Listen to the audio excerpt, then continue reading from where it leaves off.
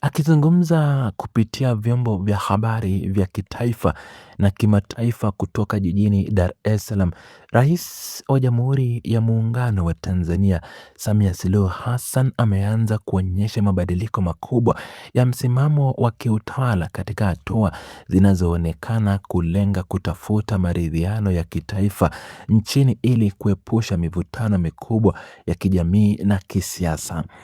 Katika kile kinachotafsiriwa kama juhudi za makusudi za utawala wake kukubali uwezekano wa kutokea kwa machafuko mengine nchini Tanzania,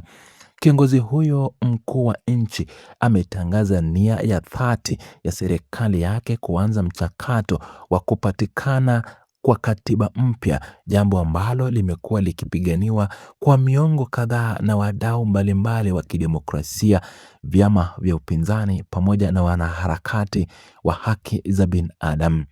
Hatua hii imekuja kufuatia shinikizo kali la maandalizi ya maandamano makubwa ya amani yaliyopangwa kufanyika nchi nzima ifikapo tarehe 8 Agosti mwaka huu wa 2026, ambayo yanalenga kushurutisha mabadiliko ya kimfumo na kiutawala.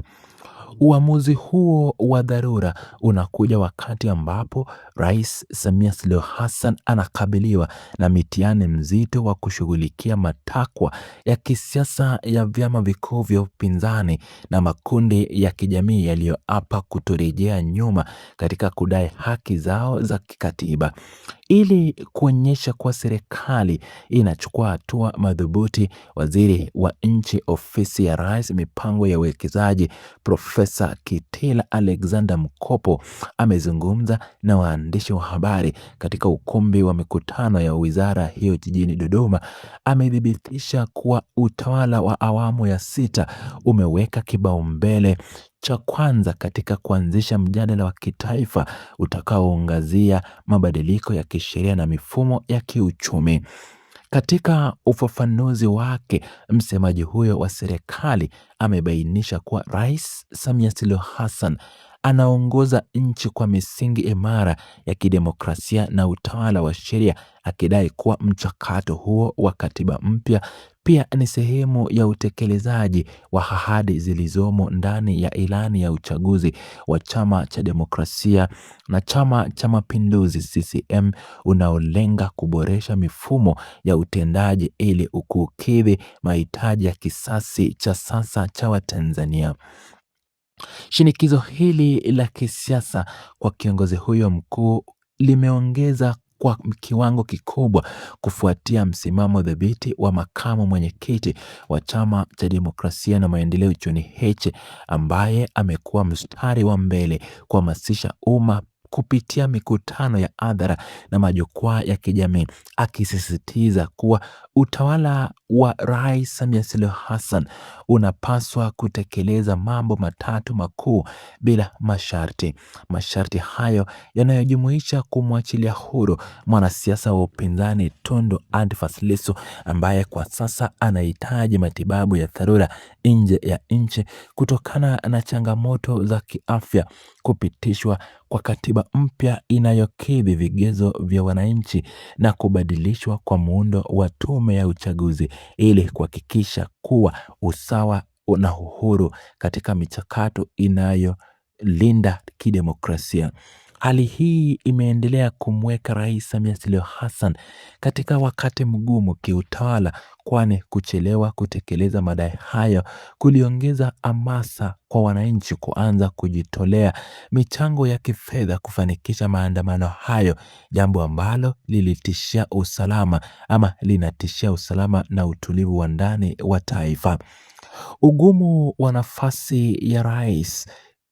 Samia Suluhu Hassan unachangiwa pia na masharti mapya na makali yaliyowekwa na Bunge la Ulaya, ambalo limetoa azimio rasmi likitaka serikali ya Tanzania kuheshimu misingi ya haki za binadamu na kurejesha mchakato wa mageuzi ya kikatiba.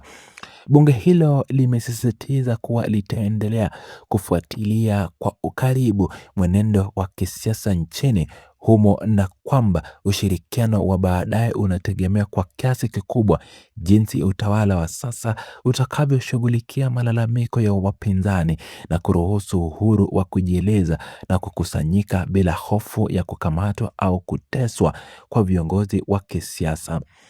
Hatua hii imeongeza uzito wa madai ya ndani na kufanya yawe na mwangi mkubwa katika ngazi ya kimataifa na kitaifa, hali inayomlazimu kiongozi huyo kutafuta suluhu ya haraka. Kando na bunge la Ulaya, seneti ya Marekani imeweka masharti mapya na magumu kwa serikali ya Rais Samia Suluhu Hassan, ikitaka kuwepo kwa utawala shirikishi, uwazi wa katika matumizi ya rasilimali za umma na kuheshimiwa kwa misingi ya sheria kama kigezo kikuu cha kuendelea kuweka misaada ya maendeleo. Seneti hiyo imeendeleza wasiwasi wake juu ya kuchelewa kwa mageuzi ya kisiasa na imetia kizuizi dhidi ya utoaji wa fedha za miradi mbalimbali ya kijamii nchini Tanzania, ikiwa kutakuwa na hatua zinazoonekana za makusudi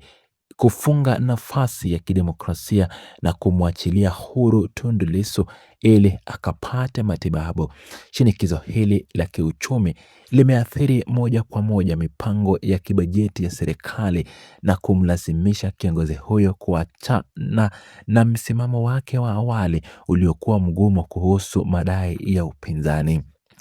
Ushawishi wa kimataifa umeendelea kuwa mwiba wa utawala huo baada ya Jumuiya ya Madola kuweka masharti mapya yanayomtaka Rais Samia Suluhu Hassan kuhakikisha kuwa mageuzi ya tume ya uchunguzi na uchaguzi yanafanyika kabla ya chaguzi kuu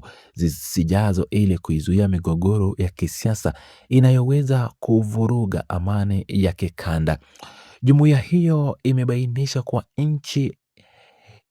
wanachama lazima zizingatie misingi ya kidemokrasia iliyowekwa kwenye mkataba wa jumuiya hiyo na kwamba kukataa kusikiliza sauti za wananchi na vyama vya upinzani kunaweza kuingiza Tanzania katika orodha ya nchi zinazokiuka misingi hiyo, jambo ambalo lingesababisha vikwazo vya kidiplomasia na kupoteza nafasi yake ya ushawishi katika masuala ya kimataifa.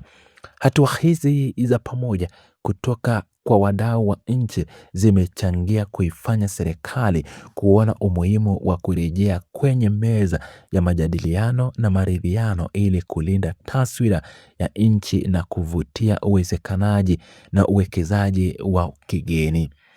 Kutokana na hatua ya mataifa ya kigeni ikiwemo Marekani, Canada na Sweden kusitisha baadhi ya misaada yao ya kifedha kwa serikali ya Rais Samia Suluhu Hassan, sasa analazimika kufanya uwiano mgumu katika mahitaji ya kiuchumi ya nchi na matakwa ya kisiasa ya ndani ili kuepusha mivutano ya kijamii ambayo inaweza kudhoofisha ukuaji wa uchumi. Kiongozi huyo anafafanua vyema kuwa uvumilivu wa kisasa ndio nguzo muhimu inayovutia wawekezaji wa kimataifa kuendelea kufanya kazi nchini na kwamba mabadiliko ya mabarabara yanaweza kuharibu kabisa juhudi za miaka mingi za kuifungua nchi kiuchumi.